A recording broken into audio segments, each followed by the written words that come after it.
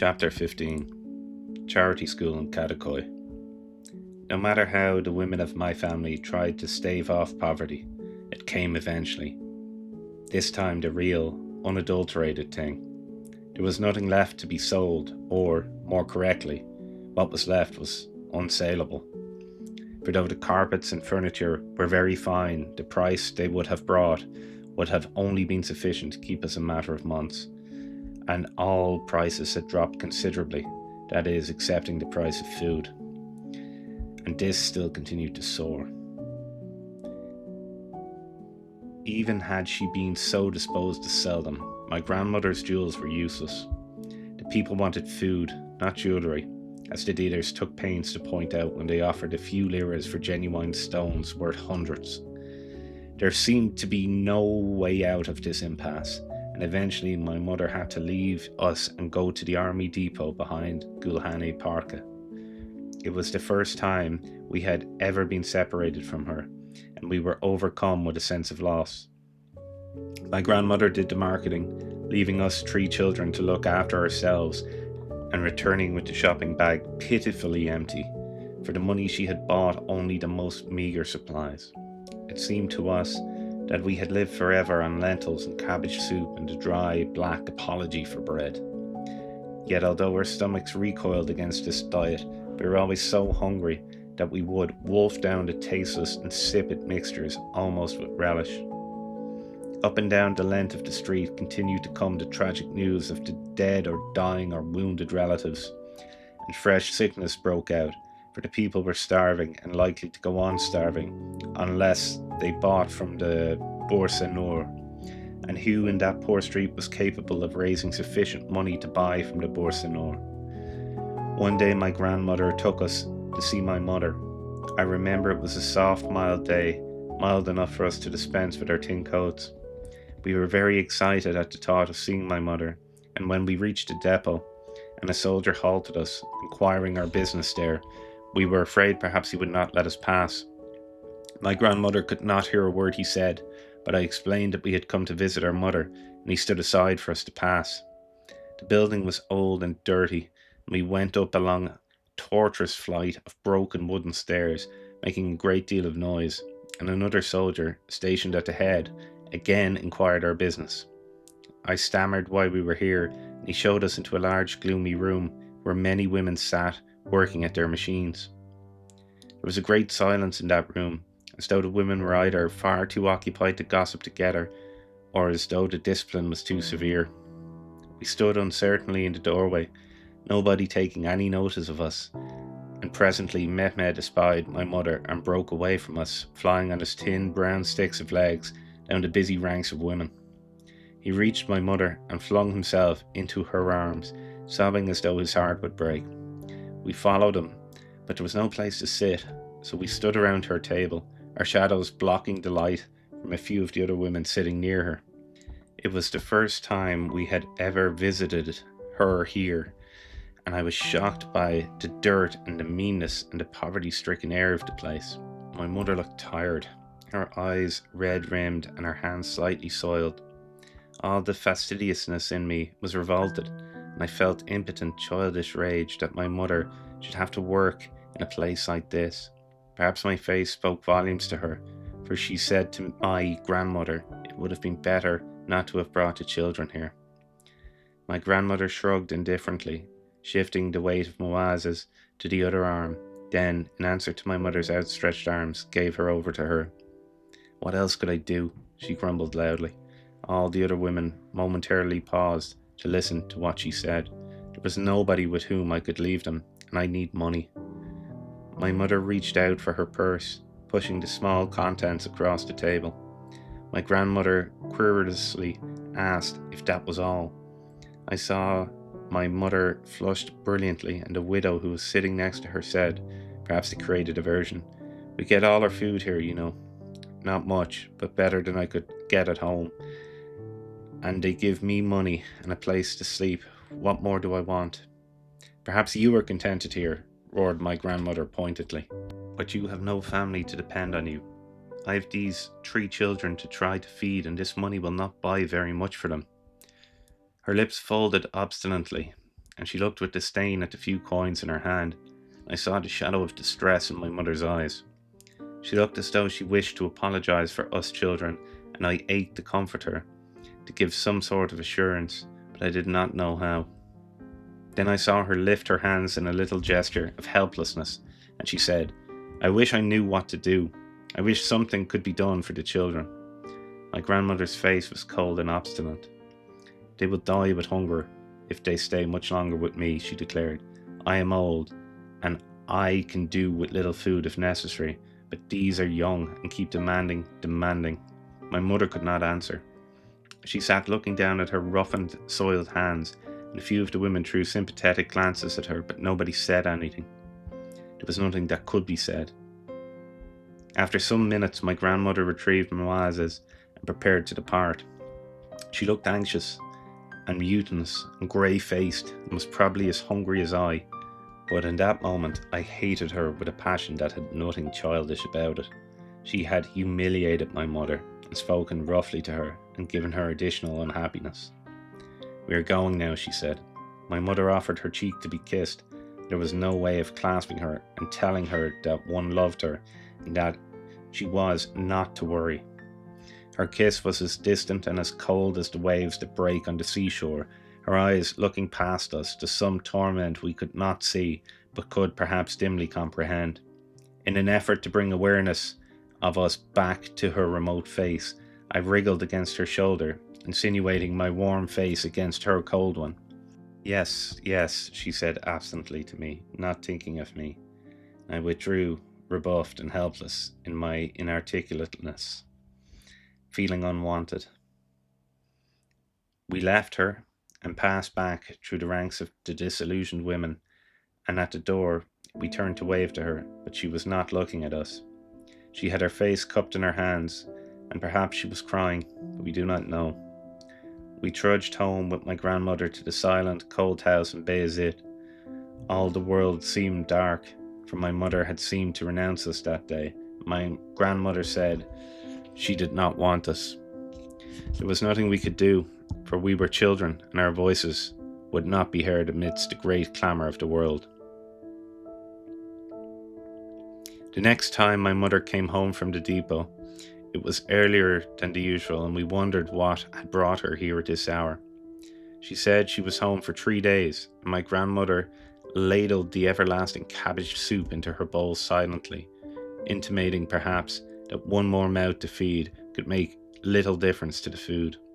My mother said she had received a letter from the depot commander telling her that, if she wished, her children could be cared for at the school recently established in Kadikoy for the protection of children who had lost their fathers during the war. The idea appalled and frightened me, and the more my mother elaborated the theme, the more frightened did I become. It appeared from her conversation that she had made up her mind to send Mehmed and me to this school, and I felt as if everything of the old life was ending, and that my mother no longer wanted us with her.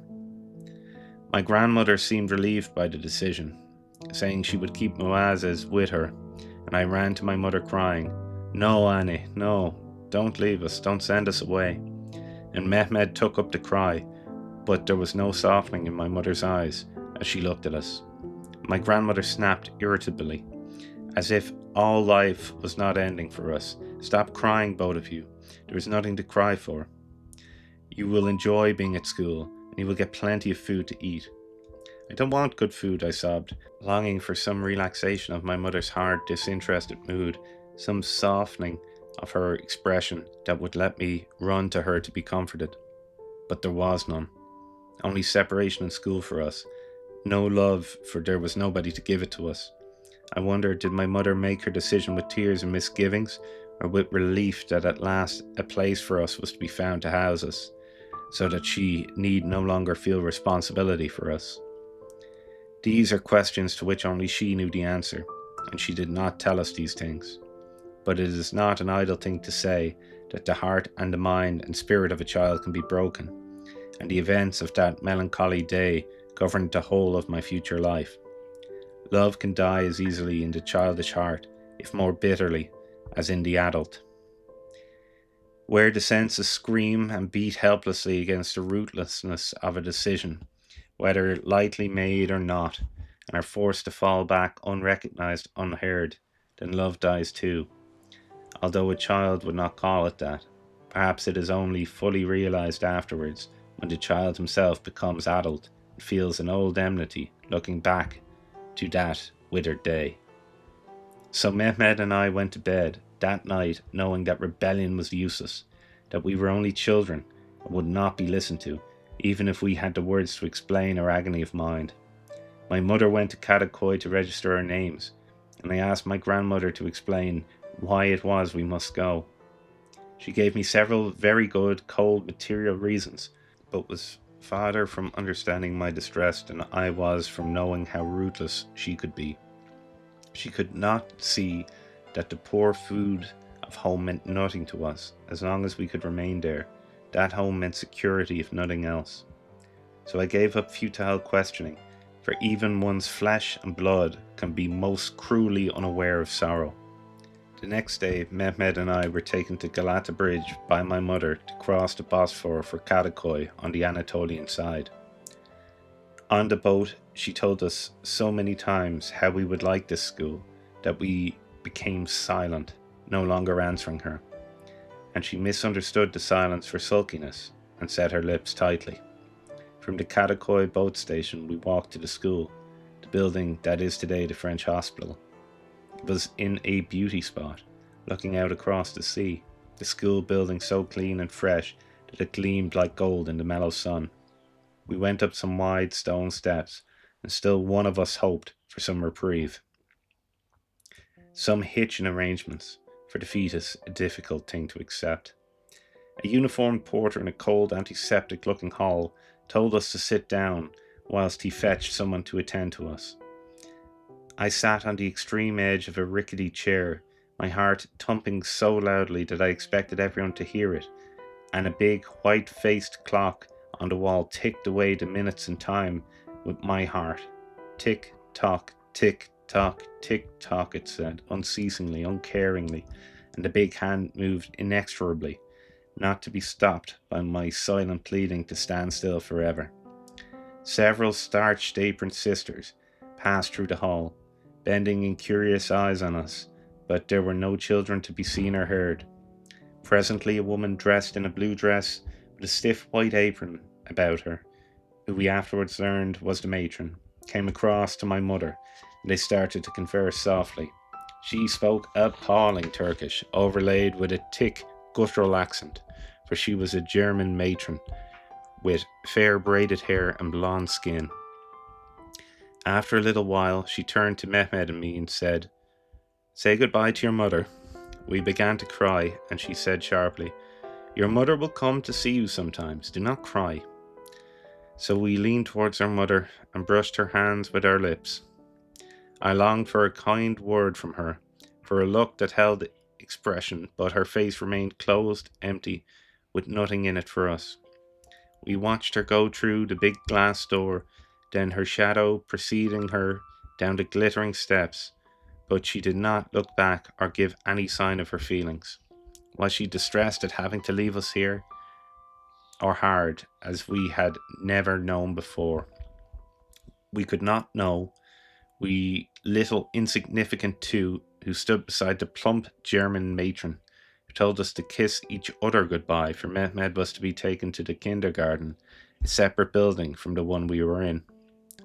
Mehmed clung to my arm and would not let me go, his brown eyes asking what was happening to us, and I whispered to him that everything would be all right, that I would soon be seeing him again. A red-haired nurse led him away, a small, silent boy of 3, who did not know what to make of this topsy-turvy world. Another nurse took me from the matron's side, and I was baited and put into a drab grey uniform, a charity school uniform. Next, I was taken to the dormitory and shown my bed, a narrow iron bed with a white coverlet and a low stool beside it for my folded clothes each night. I was then shown the classroom and the place where I was to sit, the dining room, and the sister to whom I was responsible, a gimlet-eyed woman with no understanding of children. Big boned she was and sadistic, with enormous red hands capable of chastisement. Timidly, I asked her if I could see my brother, and she snapped that I could not, and that, furthermore, it would be as well for me to learn to speak only when spoken to. And during the whole of the time I remained in that school, some 2 years, I never saw Mehmet, even though once I heard my mother begging the matron to let him see me occasionally, as he was fretting for me. But the uncaring matron said that the rules of the school must be abided by. It was verboten for the juniors to mix with the kindergarten, and the matron was not a German for nothing. Verboten was verboten, and that was all there was to it. The food was very good at first, and everywhere very clean and always smelling of disinfectant. We had classes every day, and there was no chance of dreaming over the lessons, for the teachers would pull one back to attention in their excruciatingly bad Turkish, and the punishments even included going without meals. Twice a week we had singing lessons. One of the sisters would play piano, and we would sing old Turkish and German folk songs, enjoying ourselves, for it was one of the few times we could really let ourselves go and shout as loudly as we wished. In the evenings we used to gather in the garden, that lovely wilderness which looked out across the Marmara, and the busy sisters would form us into martial lines about the Turkish flag. Lustily we would chant Deutschland über alles, and as an afterthought, Padişahım çok yaşa. We were all too young to see the irony of this. Every 2 weeks my mother used to visit me, and for many days beforehand I looked forward to her coming. Sometimes during the play hour I used to go to a corner of the garden away from the others and sit on the broken low stone wall and look over the Marmara, and I would think about my mother and wonder if she were missing me, or was she glad to have handed over the responsibility to someone else, someone more impersonal. I would bury my face in the long grass and cry for her and for Mehmet, whom I never saw at all. There was a small building to the left of the main school building, and in it was our cinema, such as it was.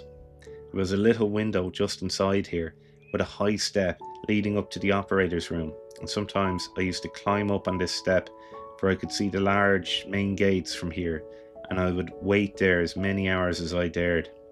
I waited to see my mother's figure turn in at the gates, my heart pounding with excitement, and always the fear that perhaps, after all, she would not come today.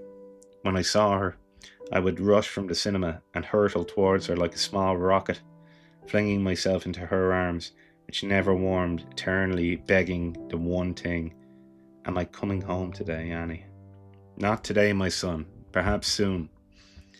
Always the same question, always the same answer. Soon, soon, soon. She would bring nuts and sultanas for me, tell me about my grandmother and my sister, but as the months flew by, these things interested me less and less. They had all receded far into the background. Even not seeing my brother had lost the first bitter poignancy. Only one thing remained real and bright and shining: my mother. Still I clung to my early image of her, trying to force her to show some love for me, and would cry myself to sleep after she had gone, for her visits were never anything more than formal duty visits. Time healed tears too, even dimmed love, and the months flew over my head, and I grew taller and stronger, and good food filled out the hollows in my cheeks. New uniforms were given to me, and I went up 2 classes, and the habit of school grew strong within me, and longings for my mother's love became fainter and fainter, till eventually they died altogether. I still watched for her visits, but without the excited heart, and I no longer asked when it was I would see my home again. But the spring of 1918 saw the return for us to bad food and even worse conditions for my mother. The war was going badly for us, and food was running short in the whole country. At the school we had now begun to leave the dining room hungry after meals, and no more butter appeared on the tables. We went to sleep hungry, awoke hungry, and went through the day hungry. When my mother nowadays brought me precious nuts or dried fruits, I ate them so quickly that I was almost always sick after them.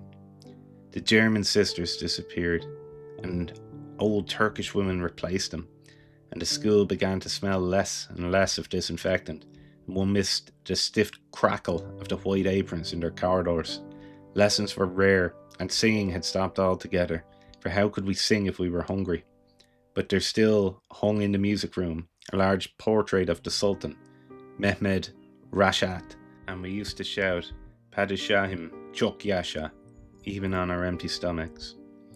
When the summer of that year was upon us, we did not even have dry bread in the school, and the old women used to take us to a place called Fernabache, where grew many big sakis a aja gum trees, where the small red resinous berries grew in thick clusters. We used to throw stones into the trees, sometimes being lucky enough to knock down the berries into the long wild grass.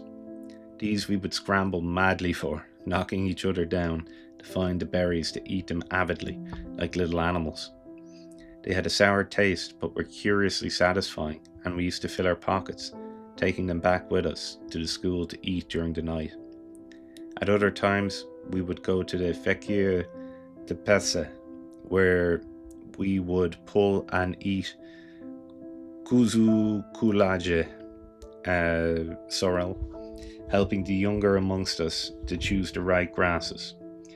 We would search at Kalamish for beeturpu, small white radishes, which gave us a raking thirst, and many times I remember eating the almond blossom from the trees, stuffing the blooms into my ever-hungry mouth. Once in a sea field, bounding one side of our gardens, soldiers were pulling broad beans and throwing the green stalks into the edge of the field, the edge nearest our pawlings. We put our fingers through and took the stalks, sucking them afterwards with great relish.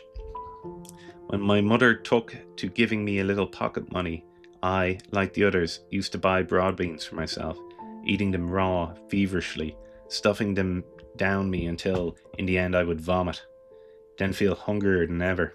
It became the custom amongst us to carry salt and red pepper in little bags concealed about our person, and if we were ever lucky enough to find potato peelings or raw aubergine skins, we would wash them at the pump, expertly mix them with the contents of our little bags, and eat them when we were desperate with hunger. Our food-starved eyes overlooked nothing in the way of sustenance, but one day in my hunger I ate something unknown, something I had thought was radish, which made me very sick so frequently that I was rushed into the school hospital. Here it was discovered that I had poisoned myself, and almost at the same time scabies developed. I'd been suffering from itchiness for weeks and had thought nothing of it, and in any case the old woman who had replaced the smart German sisters never paid any attention to things like that. Scabies spread all over my body until I was almost crying with craziness, with the red-hot, prickling itch that would not let me rest. Every morning I was taken to the Turkish bath, scabby places scrubbed with a hard brush until my body was bleeding and agonizing. It was a torture, and I would scream continuously but to no avail, for the scrubbing continued mercilessly. The food in the hospital was a little better, not very much, but at least we were not driven to the fields with hunger. We were given a little lapa, which is watery rice, in the middle of the day and a tin vegetable soup at night, but no bread, for there simply was not any to be had. We were always hungry, and half an hour before a meal was due, we children allowed up would gather immediately under the big clock over the door. We used to count the seconds until 60, and then say triumphantly, 1 minute, and so on, thinking thereby to reduce the waiting time.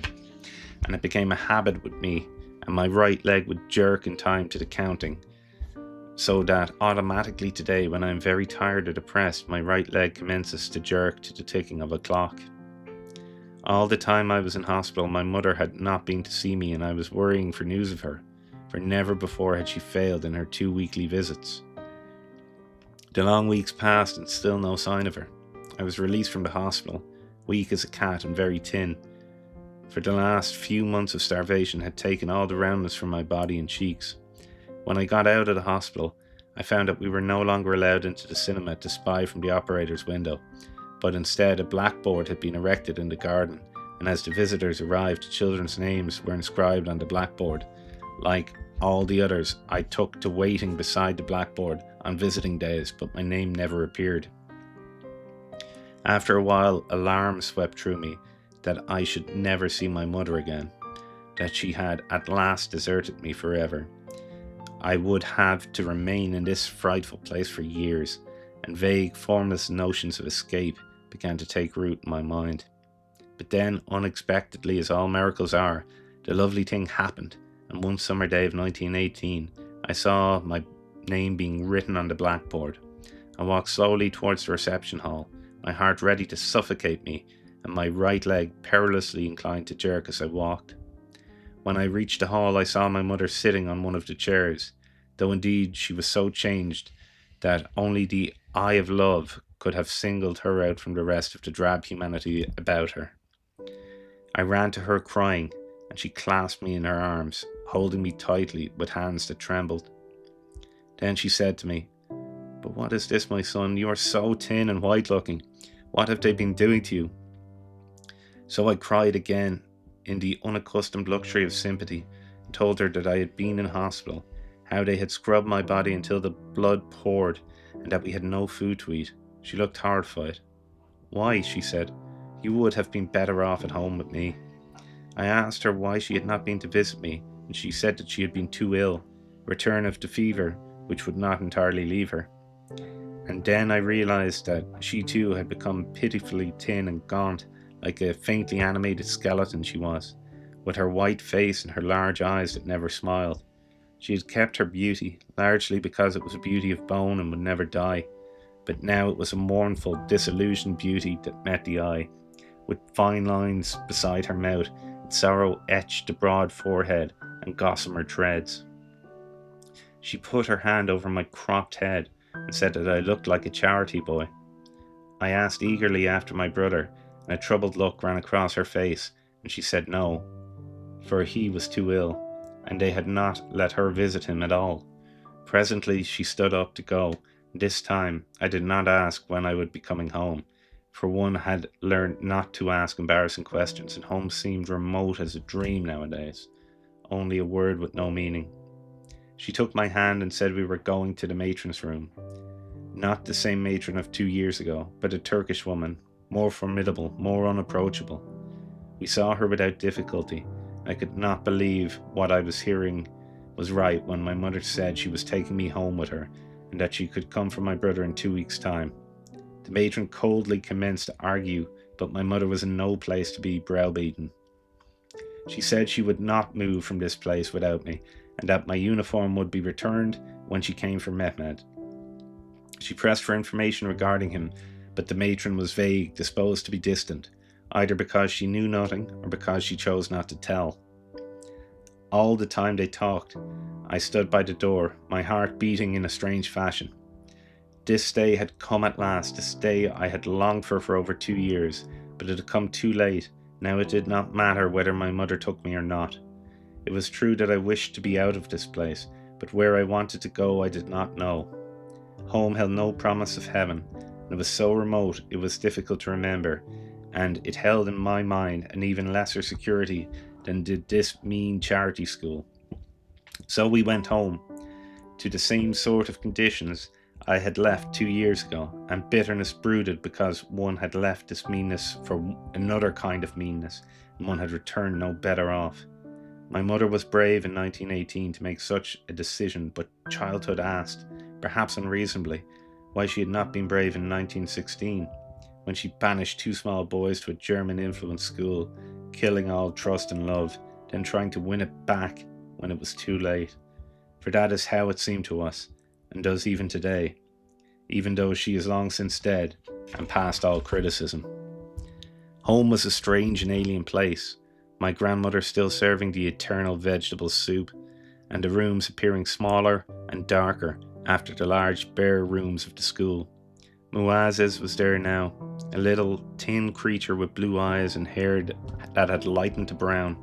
She was fretful and listless, for she was hungry too, like all of us. I would try to play with her, but she seemed uninterested, as if playing was something strange for her. She could not talk plainly either, stammering and flushing and running away from me, preferring to be alone, for she had never known anything else. An odd, nervy, sensitive child, always hungry and always inclined to tears. I could not feel closeness to her, as I had once felt for Mehmed, that little, brown-eyed, silent brother who had known my father and shared my toys. My mother was still at the army sewing depot, and my grandmother looked after the little house. One day I went with her to market, but we could not buy anything. The shops were shuttered and closed, the few that remained open having only a little Indian corn and rotten vegetables for sale. Flour was treble its normal price, black and sour looking, giving off an acrid smell. My grandmother looked at what she bought and at the few remaining coins in her hand, then said in amazement, "This is the first time I have ever come back from market with money still left in my hand." And that day we ate sour bread and soup which tasted like salt water. Then came a succession of days when only olive oil, much adulterated, could be poured over a ration of bread, and I became so weak I was even unable to walk. I remember lying most of the day in the salon, faint with hunger and unable to do so much as move a limb. Muazzez was with me, sitting on the carpet and whimpering that she was hungry, but it was far too light-headed to pay too much attention to her. My grandmother did not return until dusk, from some long trek she had made into the hills to God knows where. She gave us bread, fresh, almost white bread, and quartered onions, but butter, which was rank, but made no difference to her appetite. We ate until we could eat no more. Muazzez went to sleep, where she was, stretched out on the carpet, and no one cared because she was not in bed. My grandmother sat by the window crying and talking to herself, as was her habit nowadays. "There's no food anywhere," she said. "For the first time in years I have money in my pocket, and there is nothing to buy with it." Where she had got the money I do not know. Perhaps she sold some small things for less than half its worth in order to buy food from the hoarding, greedy peasants who would never be too hungry. I think she sat by the window all night, for when I awoke the next morning she was still there, her old eyes rimmed and strained from tiredness. Muazzez still lay sleeping on the hard floor.